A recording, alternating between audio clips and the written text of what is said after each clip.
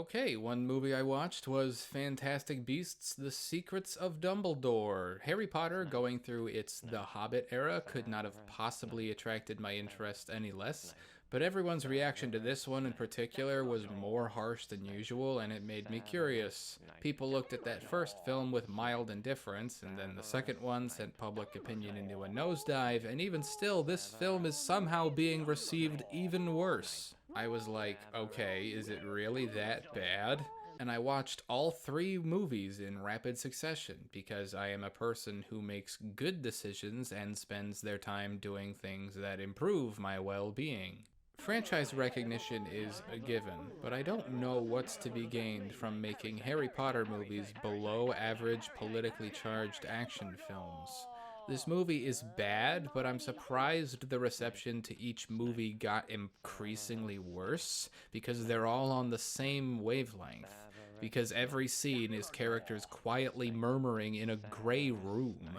David Yates has this uncanny ability to make every location look exactly the same, which shockingly makes the movie very unmemorable. There's a very hard divide between the dialogue scenes and the action scenes. One side is so lexical and boring because you have J.K. Rowling writing the screenplay, and the other so overblown and fake to make up for it. Each side of the dichotomy caught in artless maximalism. This one ended with them trying to stop Grundle from stealing the election, really chowing down on the relevant political commentary, Rowling. The only other thing I remember from all three movies is the second one ended with Ezra Miller exploding a mountain. 4 out of 10. Another movie I saw was Bullet Train. This is a brain-dead, annoying action film, very convinced it's clever. Ryan Reynolds and Deadpool may not always be bad in a vacuum, but the damage they've done to the landscape of action comedy is unfathomable. This film might star Brad Pitt, but he is playing a Ryan Reynolds character, someone inexplicably adept in a fight but has one note of comedic underreaction to the hyperviolence around him and babbles like a toddler. Everything he says is less of a joke in itself and more like something Pitt was directed to say the way jokes are told. Every character is a gimmick, even if they don't all necessarily fall under the same soy-chasm tone and comedy movies like this and Free Guy are infamous for. But even by those standards, as an action ensemble, Bullet Train makes a ton of just obvious mistakes. Like, if a character is canonically supposed to be a good actress and good at lying to people, don't get Joey King to play her. She's not very good at convincing people of a character to begin with. Please don't add another layer of subterfuge she's responsible for. That is a recipe for failure. The film is overwritten in the sense that it tries overwhelming you with simplistic devices in the stead of actual substance. Whether it's any combination of montages, flashbacks, callbacks, actors doing terrible accents, twists and turns that are only surprises because of deliberately withheld context, introducing characters with elaborate backstories only to kill them a scene later. It's important that we call these things what they are: distractions and shortcuts. Distractions from how the action is actually kinda sloppy, and shortcuts to make room for more comedy, like wouldn't it be funny if Brad Pitt wore a bucket hat? Or Brad Pitt is surprised Bad Bunny dressed like a Yakuza protagonist tried to stab him. Stuff that appeals to the iFunny crowds need to undermine the idea of ever taking anything seriously, but also only ever participate in media they can construe into feeling badass for watching. See also Godzilla vs. Kong, Mortal Kombat, Venom, Free Guy, and Thor Ragnarok. I could see maybe lending other aspects of Bullet Train more benefit of the doubt had the action been on the level of like a John Wick movie, if the gimmicks and bad comedy didn't take center stage. Films inspired by Guy Ritchie or Tarantino don't need the most depthful characters. I just really think it doesn't gel with the current form of action comedy, necessitating the most superficial part of those characters being what the audience is there to see. That just encourages filmmakers to make excuses. But hey, if you don't care about people being given millions and millions of dollars to deliberately cut corners because the result is some deranged impressionist concept of what fun has been reduced to, then Bullet Train is for you. 4 out of 10. I didn't give Disney my money to watch Turning Red, so I was okay with it. This is a film I avoided upon its initial release, given the Twitter climate surrounding it at the time. It was one of those annoying, wheel-spinning back and forths where a positive or negative opinion of the film was immediately attributed to you liking or disliking it for certain reasons. And while there's plenty of material for discussion within this kind of online reaction, I like to talk about those kind of films with some distance between that and my first impression of a movie, so it's not the only thing on my mind when I see it. The movie was better than I thought it would be, but that's not saying very much. I was actually kinda digging the editing and color schemes of the first 20 minutes or so. It was like Baby's first Cornetto movie.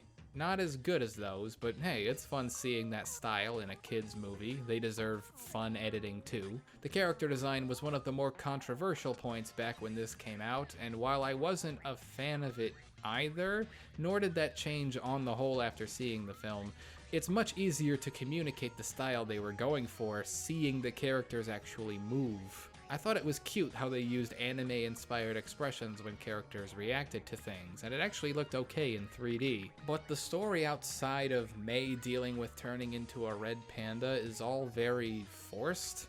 Once it's established why this is happening to her, the plot has nowhere really to go. A whole subplot about buying concert tickets doesn't exactly feel like the writer's hearts were in it by comparison. Some people threw a fit about the movie mentioning periods, which is dumb. I liked the scene when Mei's mom was immediately prepared and willing to help her when she thought that's what Mei was upset about. I don't know, I thought it was kind of endearing actually. I did not care for the film's sense of humor. The scene where Mei draws the bodega clerk was hilarious, and someone yells "Awooga" in a Pixar film, but I was kind of on everything else. The characters being mostly annoying, I think, is part of the message. Turning Red is made for people who look back at being a preteen cringe machine with loving nostalgia, so the characters talk like real 13-year-old girls from 2002. I guess they hit the nail on the head, but that message itself is something I don't just find unrelatable, but I'm kind of philosophically opposed to. Even if the point of the movie isn't really to deify immaturity, that's how I see most people responding to it. Like, yeah, I don't need to grow up. I can be the exact same person I was when I was 11. The same tastes, the same attitudes, and the world should shape itself around me, because that little girl who knows everything better than everybody else and proves everybody wrong, that's me. Every adult who ever said anything to me is wrong, and I'm right about everything, and I never need to listen to anyone else's perspective. You know, the messages of movies like Turning Red and Encanto aren't really for kids, right? Kids might like them, but they're really for Disney adults who wish they'd received these kinds of affirmations from their boomer parents when they were kids. Did you not see that? Did you miss that? Hope not. 5 out of 10. Another movie I saw was The Black Phone. This is the movie Scott Derrickson went to make instead after leaving production of Doctor Strange 2. He ended up making the better film. At the center of the film for me was Ethan Hawke's performance, his character hilariously named The Grabber. He's one of my favorite actors, and not only is he convincing and eerie in the film, but clearly understood how to perform this character for their thematic purpose. There are obvious themes and parallels about child abuse in this film, and Hawke plays up how much of what's intended to be mystifying or elaborate about the Grabber is just some machination of his ego and blunt desire to hurt children.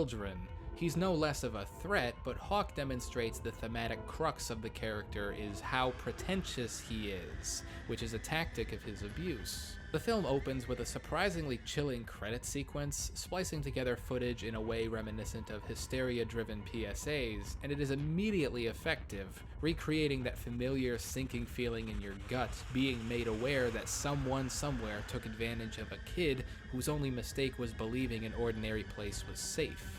I thought this would be a by-the-numbers horror film, and for a lot of it, it kinda is, but I was surprised to get anything that genuinely chilling.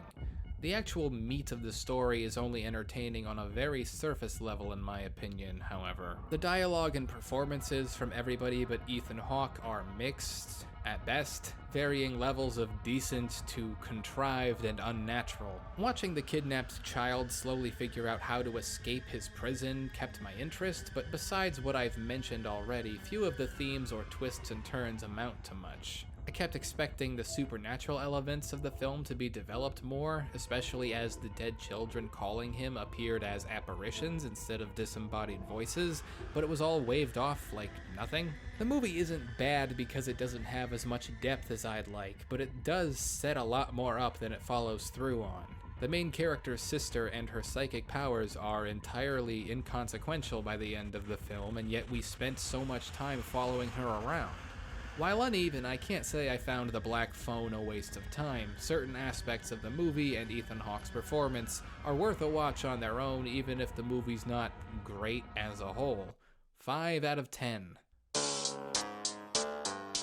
Next up is the Bob's Burgers movie. I am a modest enjoyer of the show from what my friends have shown me, but it's not exactly something I might go out of my way to watch by myself. Like movies of its ilk, it basically goes the long episode of the show route. So the things I like about the show and the things I don't like about it still apply here. Like, I've never been a fan of how the character design is obviously meant to be funny because nobody has a chin. Seems to me like a holdover from the Lele Pons era. I know I definitely enjoy the show's dry humor more than I enjoy its dumb child loudly says a non sequitur humor, but in general, I enjoy the film's eccentricity and how it moves the plot along. Especially when it comes to this show, however, I'd rather watch like 2 or 3 episodes. Justifying a movie of an adult cartoon like this always means upping the ante with a bigger story or more production value, and when that's not really what I get out of the show in question, it feels pointless to do that. Sometimes that upping the ante is straight up sloppy, and you get 3D animation that does not mesh with the default art style in the slightest. But honestly, the movie kept my attention the same way a normal episode would. It made me laugh like a normal episode would, and I don't have much to say other than that. If you like the show, you'll like this too. 5 out of 10. Next is Crimes of the Future by David Cronenberg. I'm way more familiar with Cronenberg's influence than his actual movies. This movie certainly has the body horror he's known for, but I just didn't get anything out of it. There were disturbing, provocative elements to it, but I was largely unfazed by them when they weren't coming across comical. The dystopian backdrop to the story and how exactly these developments in society came to pass isn't delivered in exposition and were fun to piece together. To me, that was the best part of the film. But Viggo Mortensen and Lea Seydoux are asleep at the wheel, and Kristen Stewart acts circles around them. She is the only believable performance. It's not that Crimes of the Future bored me for a lack of ideas, let alone any good ones, but it was so dialogue-driven in the least interesting way possible. As a think piece, it felt clinical and sterile. The secret agent character who wants to resist change is literally named Cope, and for every bit of intrigue, there would be something like that to suck it back out. There's body and sex philosophy going on in the background, but always at an arm's length. I felt like I was sitting in a crowd sex therapist's waiting room the whole time. If it's supposed to be a meditation on the human body and its limits and evolutions, Julia Ducournau and Titan smash Crimes of the Future into a heap of viscera. 5 out of 10. Finally, we have Marcel the Shell with Shoes On. This is based on a series of YouTube videos by Dean Fleischer Camp, who is also the director of this film, about a little stop-motion shell who does indeed wear shoes.